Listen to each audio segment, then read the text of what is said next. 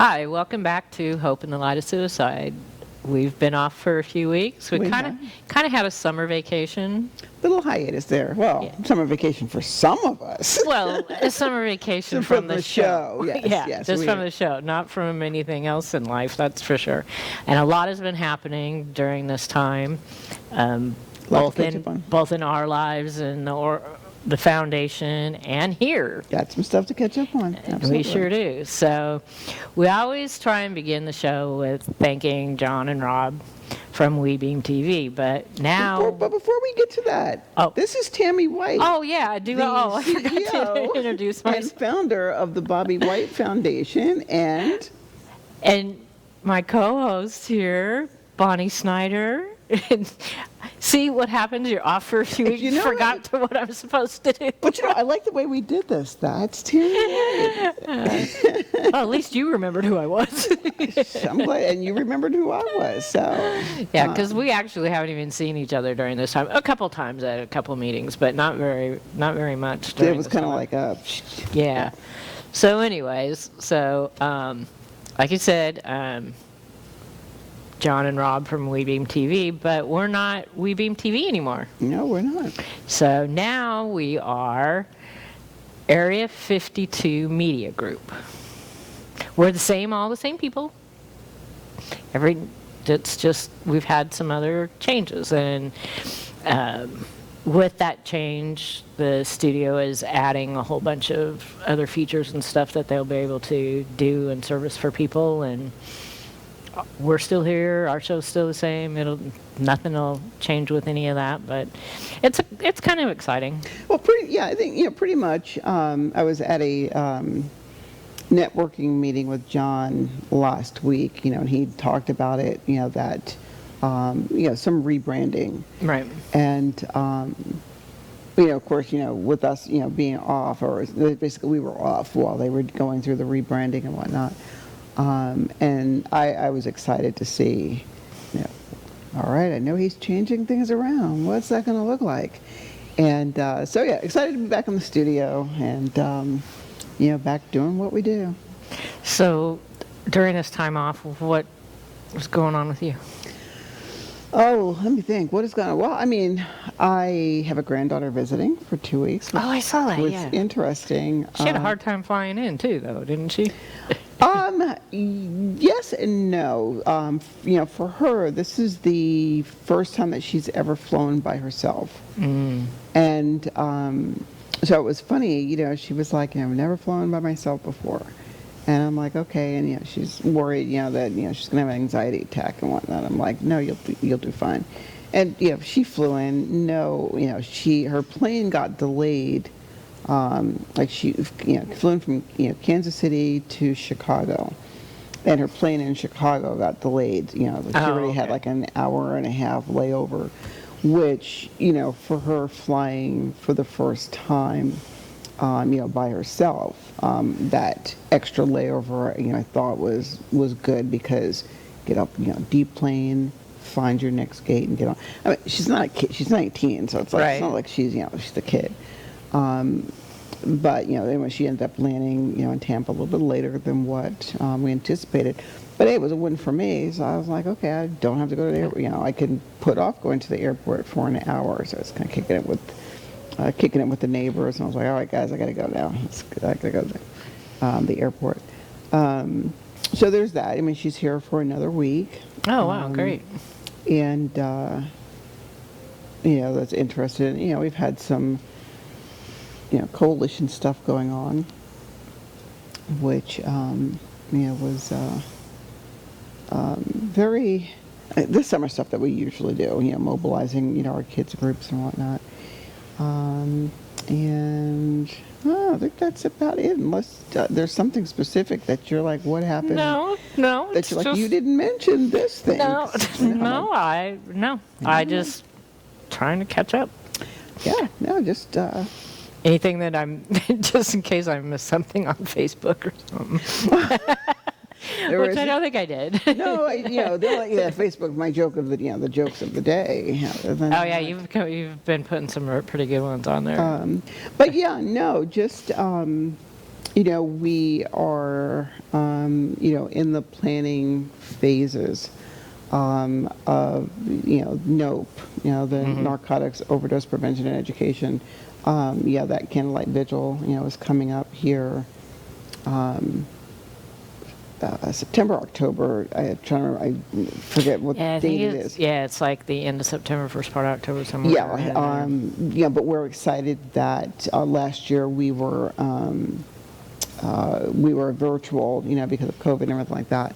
This year we're excited we're back in person, and the college, Pasco State College, is, provides us with the venue, which I Right. think is That's awesome. Yeah. It's great that they do that. The walk that was last year. The recovery walk is coming up here, and I would have to look at my phone on the date. We actually had our the planning committee meeting last night, but we have finalized. We have the date finalized. We got the final permitting from the city, and now it's just reaching out to vendors and reaching out to vendors and people who want to sponsor or contribute, set up a table or whatnot. As Okay, well as, so we'll have more information Yes. here really shortly Yes. about that. And that's usually like the last part of August? Is that when we had it last? I think that's when it was last year. Guys, I don't typically do this, but I'm going to do this now. I'm pretty sure it was the end of August last year. Yep. And that was the first one, and that was a really good event. I think we had. So, Oh, here we go. And PDF. look. Yeah, we'll have the information, and there'll be sponsor opportunities, vendor opportunities. And it's at Sims Park again. All right, yeah, so the walk is going to be on Friday on September 9th from 5 to 8. It's a Friday night, yes. What? And then Nope is going to be November 17th. Okay, well, when Art for Hope is, Same night? the night before. Thursday night. Yeah. And the thing with, Why are they doing it on a Friday night instead of Saturday? because there was a couple of things. The day that we wanted to have it around National Recovery Month. But a lot of it had to do with, there was the dates that we wanted, we're doing it in Sims Park. Right. So a lot of times when you look at the city and say, hey, I want to have this, when you go to City Hall and you want to do this event, City Hall will say, these are the dates that we have available. And there was a conflict with the Saturday that we wanted to do it. And so, I wasn't in the permitting, the setting it up, or doing the permitting stuff with the city. That wasn't part of that. Or my role on the planning committee does not involve that piece. But again, it's like, okay, we needed to pick a different date. And so they came back with, well, you can have it on a Friday night, or you can have it on I think Friday and a Sunday were the days that they get, that we were presented with. Mm-hmm. And, so as a committee, as the planning committee, we kind of took a vote, okay, which do we want? And I want to say the Sunday was going to be like Sunday afternoon, like noonish, and we're thinking, okay, it's August. Not that time of year. Well, we were looking at two things. It was going to be really, really super hot that time, that time of the day. But the other thing that some people had said, a lot of people who go to church, right? Would do I really want to go to church and then come out to the park and walk around? I mean, some people will, but it was like, no, I'd rather not do something that. So we figured, hey, Friday night, that people are getting off of work, change clothes. And at this time, one of the different things about the event this year, is there's going to, the plan is to have food trucks. Where I don't think we had, I don't think we had food trucks last year. No, I don't think so. But, we're planning, food trucks and whatnot. Make this a little bit bigger than we did last year. So, September's going to be a busy month, it is. because we also have Bowling for Boobs for WPBA that month. Yeah, Art for Hope, Art for Hope. Bowling for Boobs, the recovery walk. Suicide Prevention Week is going to be a busy week. And then, along with that, on starting on Thursday, July 28th, I have been asked to do a series on grief and loss for. It's that's a Thursday meeting. Yeah, Thursday morning with meeting. again, Pasco Hernando State College. It's what's called Lifeline, and it's what is it? Linking in faith and education is what life is. But anyway, something that's sponsored by Pasco Hernando State College. Originally when the Lifeline was set up, it was only supposed to be like 7 or 8 weeks.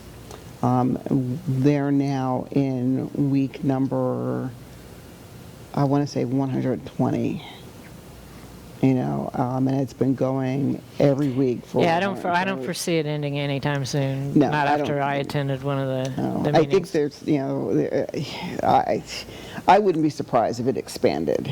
Right. But like I said, I was, honored to be asked to do a series on, what is it like, and it's not so much what is it like to be a grandparent or parent, who has lost a child. Well, what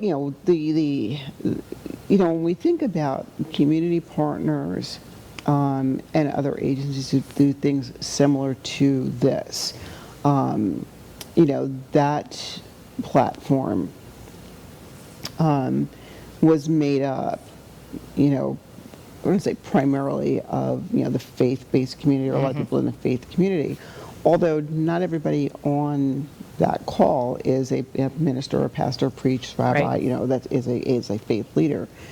But it does have that, spiritual overtone, Right. although the platform is very respectful and cognizant to all, religious platforms. So, for example, the we call it opening prayer. Somebody who's going to do the opening prayer. That opening prayer might be given by this person over here who's Catholic, or the person over here who's Muslim, Right. or the Baptist pastor might give the opening prayer, and the Buddhist monk might Right. be doing the closing one. So I like that. It's eclectic platform. Not necessarily. It's like not shoving one religion down. Everybody else. No, it's all inclusive of all religions. Right, and whatever and I was like, that is whatever a your faith perfect. is. And I'm looking at. I love the way the platform is. But Yeah. anyway, there's always a community, like a community theme to, or community announcements, and then there's a message of hope, which is usually very spiritually connected, or it's attached to the Bible or the religious views of the person who is delivering, Right. presenting that, and then there is a quote unquote guest speaker, and the guest speaker is usually whatever that guest speaker is going to talk about. And so we've been tackling, or I should say they've been tackling a lot of mental health, emotional, well-being, over the last few weeks, during the height of COVID, it was, stuff that was, COVID related, and educating people about, what was this pandemic that we're in. And so, fast forward now, there's a lot of mental health stuff. And, like I said, it was, it used to be, and I love the way they changed the platform, as well, where it would be someone would come in, they would do a presentation, and then that's it. Then Right. reach out to them. I would say that's it, but if you had questions for the person, you would have to reach out to them later Right. on. But they've designed it now to where whoever the guest speaker is, you get 3 to 4 weeks to present. And so what I find myself doing is, my goal, week 1 is, an overview of, Patrick or Aiden, more like it'll be Aiden first, and then, talk about Aiden and Patrick, and then, talk about, grief and loss and what that looks like. And then week 3, oh, by the way, here's, of course, throughout, I shouldn't say week 3, here are, resources and whatnot, to which, of course, our show, the Purple Folder program, and whatnot, is included. And then, by 4th week, it's basically tying it all together, and then Right. what are your questions, kind of thing. So, I'm excited about it. Yeah, no, I'm looking forward to that. 'Cause I think I can't remember if I've been on 1 or 2 of those calls. I got to make sure that I have it on my calendar. Last week I couldn't make it for some reason. So, but I was doing a group. I missed it. I think I might be able to. I think this week is clear to be on it. As I love Rod and Dr. Ailes, and they're just great. So, yeah, and the mental health part of it is, everybody, I would say everybody in some capacity or another, especially these days. I've been kind of working on that a whole lot more on myself this year, especially, I turning 60, and when I was coming up on my birthday, I'm like, okay, you're going to be 60 this year. You're going to, all this crap you've been through the last however many years since losing Bobby, and it's like, even though, it's a few years out, it's still coming to the realization that this is your life now. You got to do it, one way or another. And it hasn't been easy in the least. Sometimes have been harder than other times. Of course, around the time of his death was really hard. Next month is my birthday, which would be our 30th wedding anniversary. So, things like that. And I just finished up a project, and one thing that happened to me, I've talked about before, either here and with friends, is when Bobby passed away, I lost a lot of my passion for my job, for what I do. Some of the confidence, not so much of the confidence in my job per se, but in myself, more personally. And one thing in particular, not long after Bobby passed away, I don't know, maybe like 6 months or so, a friend of ours was getting married. There's no way I could go to the wedding.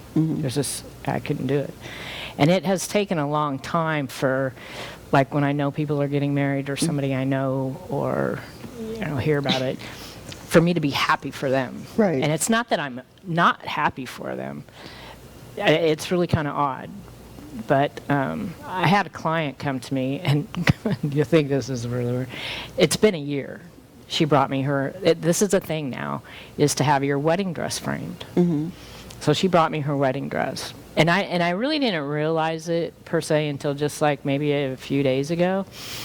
But part of the reason that it has taken so long, I completed the job, it looks awesome. We had a hard time getting materials, of course, and I still have a couple jobs that I have a hard time getting materials for, and hopefully those are coming in. There's the wedding dress. Oh, that's pretty. Now that wedding dress, the outside of that frame is 53.5 inches square. I'm 62 inches. It's leaning up against the wall in the studio right now. My neighbor's going to come over and help me hang it until I can get it delivered. But and actually, him and his wife, they got married last October. I think they've already had their 1 year. I think they had their 1 year anniversary, so almost a year and a half ago. And it was really the first time I was like really happy for somebody that they were getting married, that I had those happy feelings back, and was truly, genuinely happy for somebody, getting married. And finishing up this dress, I think that part of it that I was having, and not even knowing it, was this mental block of framing this wedding dress. I still have both of my wedding dresses. They're not near that fancy. My grandma made my first one, and I made my second one. But once I finally, I don't know, just something, I guess, just working through a lot of this stuff over this past year, it finally, in the last few weeks, just kind of like clicked. It was like, you can, because I've had it sitting there in front of me for so long. And I finally got all the materials and everything and got it all done. It's ready to hang. It's really heavy. Now the only thing is my installer helper was Bobby. And so I don't have that anymore. So I gotta recruit, and especially at that piece, the piece is so heavy and so big. So how are they going to mount? Are they going to mount it? Is it going to be a? It's gonna hang on a wall in her bedroom. I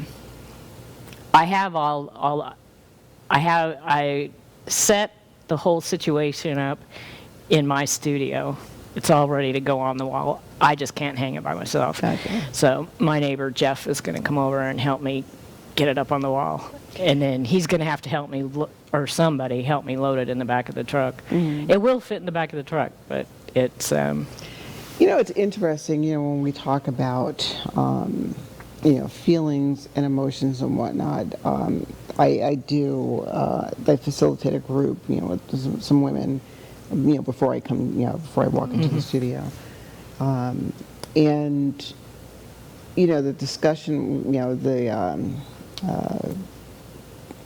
the director, the place, she'll usually call me, like that morning or the day before, let me know, hey, there's so many people you're going to have. And, how they're doing, so I kind of get a feel of, what I'm walking into, although what I'm walking into. But, I asked her, I said, she asked me, she goes, by the way, what are you going to be talking about today? And, I was telling her, I said, we're also on a little bit of a break there, with the women and whatnot. But I was taken into this series of forgiveness, what forgiveness is and is not. And I said, we can, pick up on forgiveness if you like. And she says, no, I mean, not no, but she says, that's fine. She goes, however, she informed me that a lot of the women were dealing with disappointment. And I was like, oh, okay, disappointment. So I find it interesting, and fitting, to, listening, you talking about my helper. I don't have my helper anymore. Because it was, as I walked them through, actually, I have it, my briefcase is over there. But I walked them through, here are, like some tips and strategies of dealing with disappointment.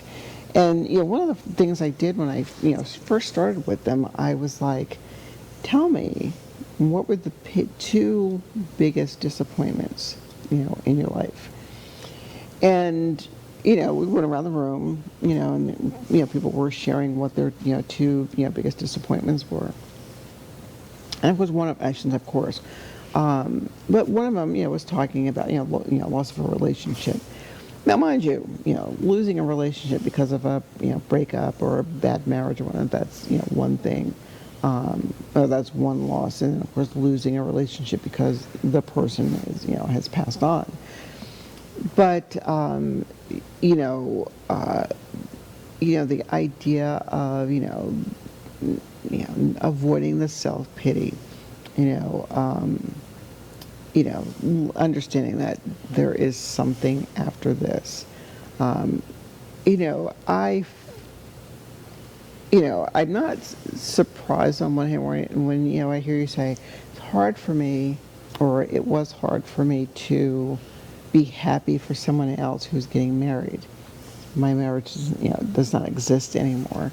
But then, it's like I'm truly happy for this person, as I'm looking at this piece, because one of the strategies that they had on there was giving yourself something else to focus on. So it's nice that you have that focus on whether it's work or or something else. Right. And yeah, I get it. My helper's not here to help me put this on the wall. Yeah, that was basically like his main job in our business, was to help me install things, and we worked really super great together with that. And like I said, I mean, that piece is huge. My neighbor told me I have to quit framing things that are bigger than me. I'm like, well, if I can get the right help a little bit, but yeah, it's hard, but and as far as to like happy for somebody else that's getting married, my marriage isn't here. Well, to me, that's not true. To me, my marriage is still here. It's just For the physical aspect of the marriage. right, not the way everybody else thinks of it. Like I said, our 30th anniversary would be coming up, and it happens to fall on my birthday. But to me, it's still our 30th wedding anniversary. He's just in heaven, and I'm here. Well, I mean, and that's true. As we look at any anniversary, or whatnot, when. It's the same thing when you celebrate the person's birthday. Yeah, I looked at him and said, like all over, my social media, page kind of blew up. This was, I think for me, things are not as difficult. I mean, there's still those moments. However, as I'm, things were popping up on, my memories. There was. Of course, Patrick's birthday on June 16th. Got through that. And then, was it yesterday? Yesterday was the anniversary of my mother-in-law, former mother-in-law. My ex-husband, his mother's, 10 years ago yesterday. And it was like, wow, it's hard to believe it was 10 years ago. And losing her, I will never forget. And, before she passed, we'd gotten a phone call, you should go to the hospital. You need to get here now. They thought it was grim. But, we flew into Chicago, Manchester. Get to Chicago, we get to the hospital, and she's sitting up in bed, and she was, cracking her. She doesn't know how to take pictures, we're not allowed to take pictures of her in the hospital, which I get. And, I just remember her saying, thank you for coming. Like, Mom, where else would we be? Right. And she says, she was looking at her, I said, you wouldn't think that, it was, the emergency that it was, right. For us to get there. But she was like, I hope you didn't have, I hope they didn't give you, too much trouble getting the time off. And we're like, Mom, I mean, what were they going to say? We told them, right. You were, we were coming here for you. And she looks at us, she goes, oh, just tell them. It only happens once. Oh, jeez. And I looked at her and I was like, of course, I was like, oh my God, I can't believe that she said that. Now mind you, I took that, found the humor in it, and I laughed. But in my head, at the same time, however, in my head, I was processing. This woman's in the hospital. Emphysema, COPD, something along that. But anyway, this woman's in the hospital. She left the hospital on hospice. And I remember when we, it was like 6 months, after, that trip in is, when, we lost her. But I remember, how we were all sitting, in her house, and of course, we're all like, it's hard to believe, that she was gone, and my brother-in-law, who was basically in charge of, her fundraiser and mother, she worked with him closely, toward her end of life, but I was fascinated over how she meticulously planned, her own passing. I mean, and that didn't come out right. Planned what was supposed to happen after Right. she passed. I should have planned her own passing. But my brother-in-law, he's reading this letter that she wrote, prior to. And, in it, she was talking about, I get it, you guys are going to be sad, but I don't want you to, be sad. I've made peace with this, I'm, it's very spiritual, mind you. I know I'm in heaven now, and, you guys be okay. And, I just remember, like, shaking my head like, oh my gosh, like I thought this woman was, I used to tell people if I could hand pick a mother-in-law, I would have picked her, I mean, like, would, Without. get rid of the son. But she also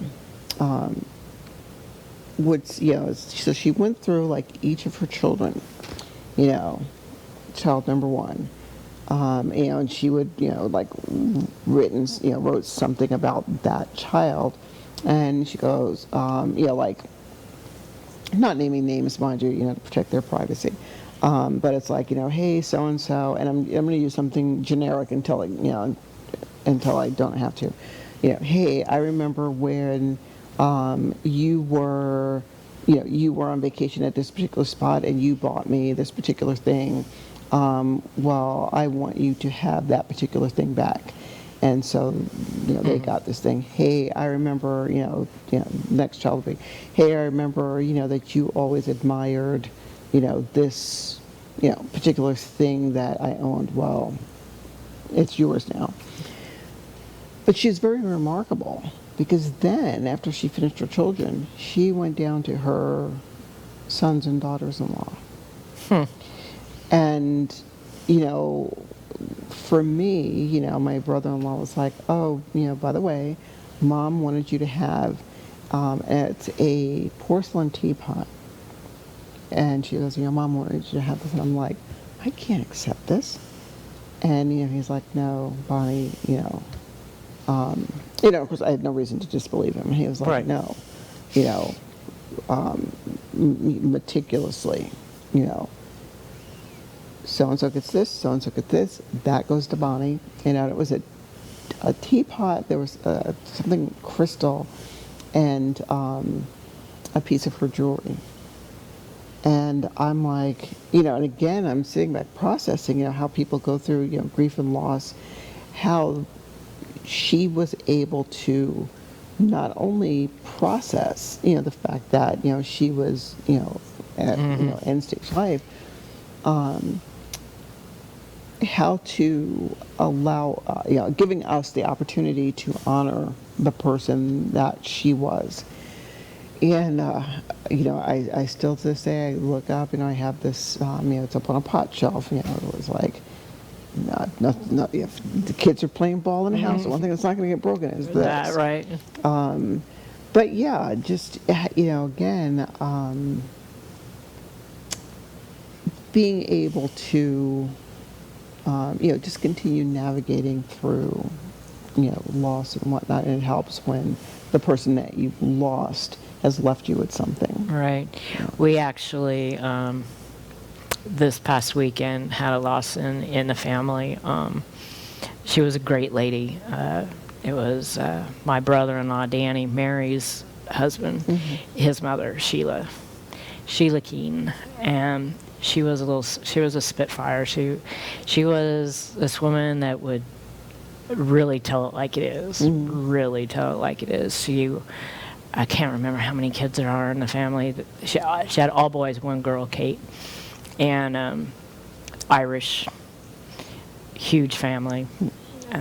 Sean passed away, her husband, many years ago. He was something else too.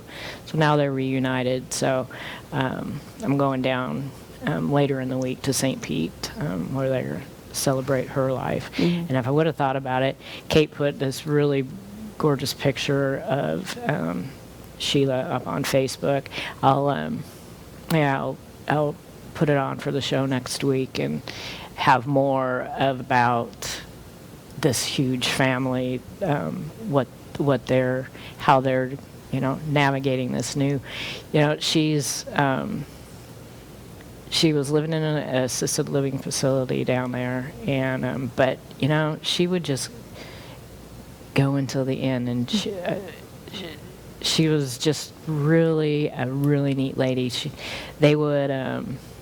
They included me and family, holidays after Bobby passed away, and we were involved in some things every once in a while. Like I said, the family is ginormous. Wish I could remember all the boys. If I do, I don't know I'm going to forget somebody, so I can't. But my nephew Michael and my niece Meagan and Molly, it's their grandmother, and she was something else too. And so maybe I'll talk more about that next week, as far as, especially, this big family I mean, they just lost the matriarch of their family.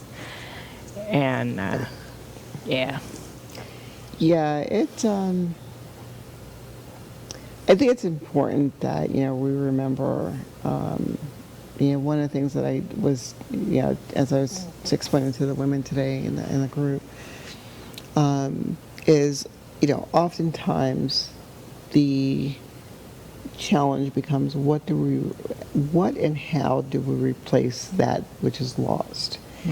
And, recognizing that you're not, of course, you can never replace the person, but, it's important to understand that just because, if I use, I clean, doing the garage. That was the project that Pat and I did together. And when I sit back and I look around, I was like, hey, really, I miss you. I wish you were here helping me with this. But at the same time, I do find myself, saying, I wonder where, I want to do this. Like I have metal shelving in my garage, and I'm thinking about, like shifting where they are. And I do find myself saying, okay, so I wonder what he would think if I put this here and this here. Because he was or even when I'm getting dressed, the other way is like, all right, so I'm going to wear this slacks with this top and these shoes, and I'll look, what do you think, son? You think this is okay? Would you approve? And I'm like, yeah, he'd approve, or yeah, he'd probably tell me no. Or I look in the mirror and no, he wouldn't like this. Let's go. But it is, again, getting over any feeling of guilt if, life is going on, because it does. Yeah, well, it does. I have a good one for you that happened this week. The belt broke on the lawnmower. So for all this time, there's been a lawnmower belt, John Deere lawnmower belt, hanging in the shop. And I'm like, okay, cool. Bobby he got an extra lawnmower belt. So I go to change it. It's not the right lawnmower belt. So I call up the John Deere store where he got it, and they had the record. Now, he had to have bought this. He's been gone 6 years, so at least 7 or 8 years ago. They had it on record. So I told him, I said, is there any way, could you exchange it, for the right one? And oh, sure, they would. So I went out there.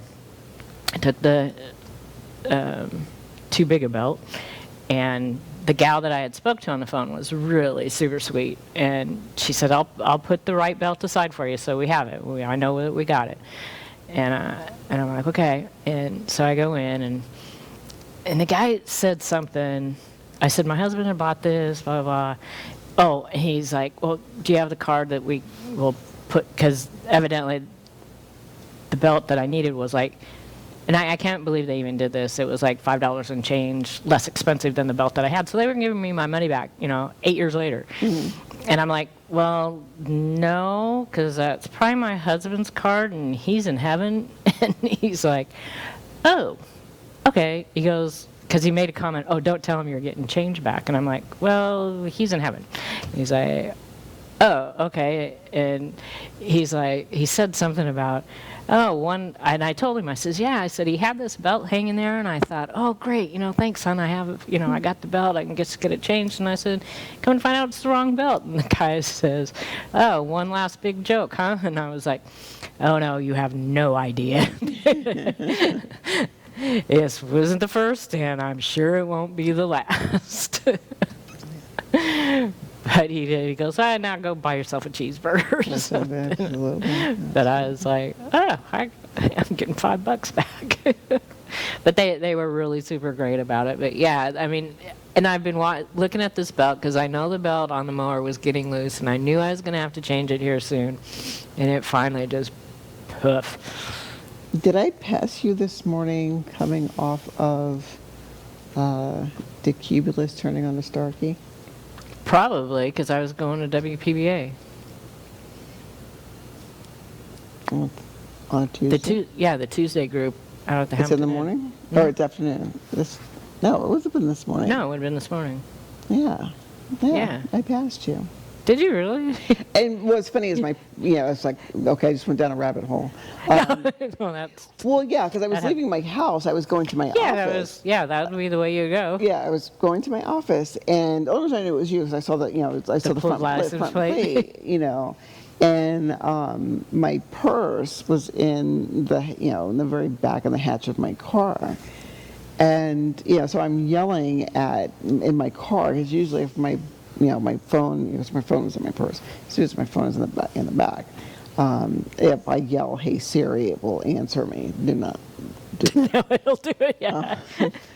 But, so I saw it was your truck, and I was, in the car, and I'm yelling, hey Siri.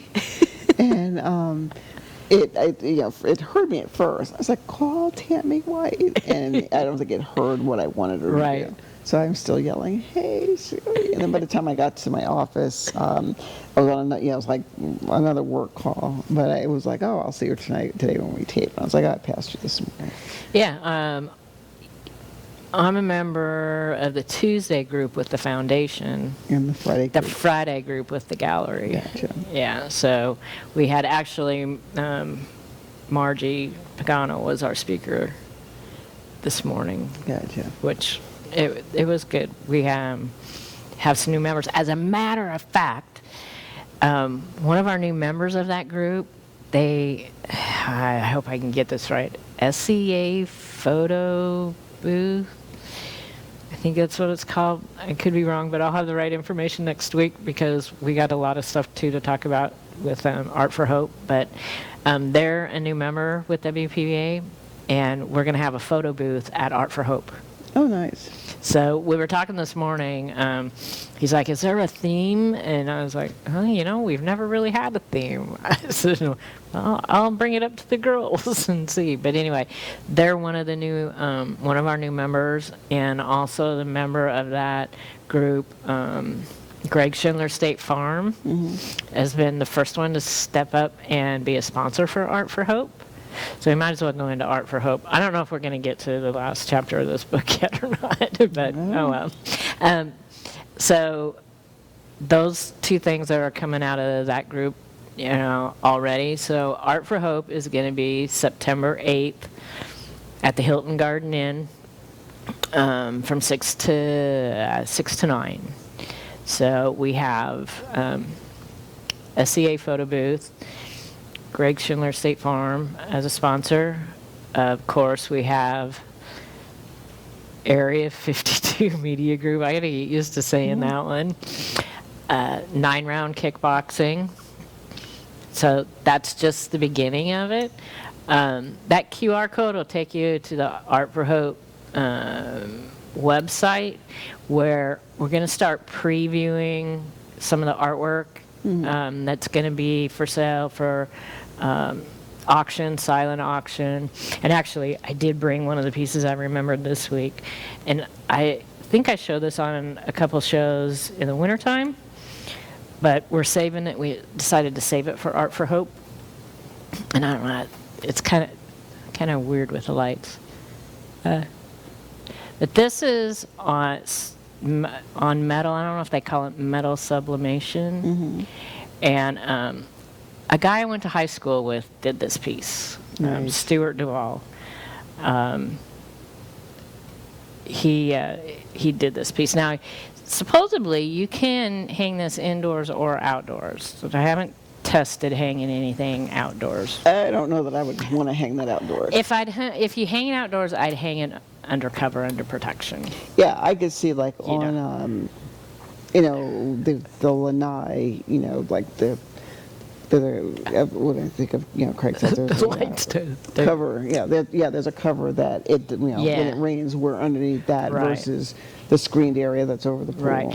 And he's got a thing on here, so it's all mounted, so it'll offset from the wall a little bit. So anyways, this is going to be one of the pieces that's available. I'm playing with the lights with this. I'm really appreciative from my old high Maybe school we buddy. can get Rob to do a picture of it and put it up. Yeah, so we're I'm not- gonna try and get a good picture of it. I think I could get a good picture of it in the office Yeah, so and it's have not him. the- yes. Yeah, so you don't get all that. But I have to do that anyway, so I can it'll be on the website too. Yeah, because the glare doesn't do it justice. Yeah. It is a beautiful piece. So I'm going to try every week from now until the event to bring in a piece that we're going to feature. And we do have a new artist that I spoke to this week. He is actually a stained glass artist. And he will be at the event. He's going to donate a piece for auction. He'll have some pieces there for sale. And I talked to him about having him on the show. Okay. So I told him, I said, well, we're filming, this week. Let me talk to my co-host.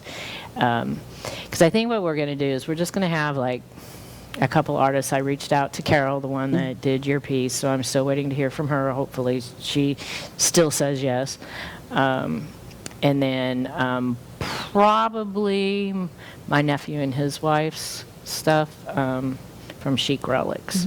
Those will be just like the featured stuff. And then, we've got art throughout the whole entire hotel. Gotcha. So we got that going. So sponsorships are available. We need sponsors, gift basket donations. Jackie from JR World Travel again is going to donate she does a big lottery board. I think my brother-in-law Danny won it the last time we had an in-person event. So so a lot of really cool things are coming up with that. So we'll be out in the community really promoting and talking about stuff like that. But check out the webpage periodically as we add artwork that's going to be previewed prior to the event. Oh, and I have some like sculptures there. I don't know exactly what the medium is, but I have one. I'll have to get a picture of it. My cat, and I have a picture of one of my cats with it. It's like big, like this long. It's of a nude woman lounging, and it is super heavy. It takes two people to move this. But when it was donated, Kim and Mitch from 9 Round donated. I think I have like 5 pieces from them that'll be included, and one of my cats took a liking to the sculpture. Sleeping on a nude woman? Yeah. I'll have to find some of the pictures of Felix protecting the sculpture. I think that's what he was doing. So there's a lot of exciting things. Everybody's like really getting excited to, like the Note Vigil, having our events in person again. Absolutely. So we're excited. And I find that what I like about the events is they're very important. The main theme is to bring awareness, bring people together, and keep the message going.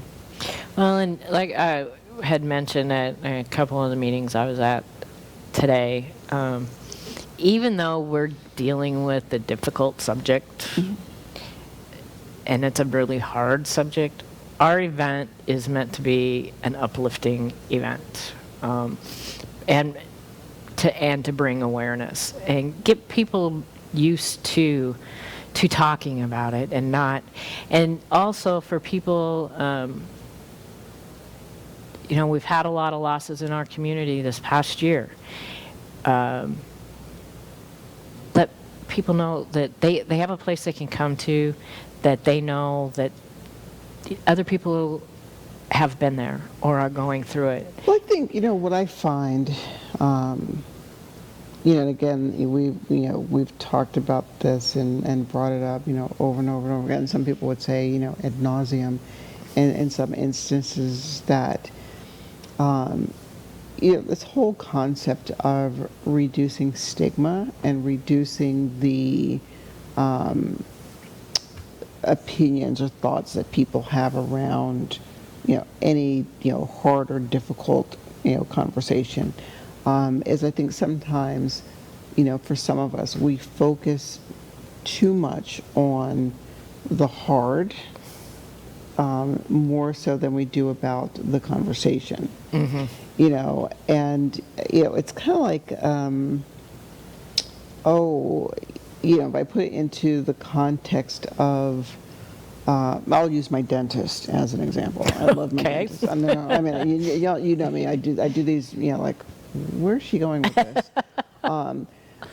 But no, if I sit back and use it in terms of, a lot of people hate going to the dentist. It's like of all the medical professions that you have to see, the one you do not look forward to the most typically is the dentist. Why?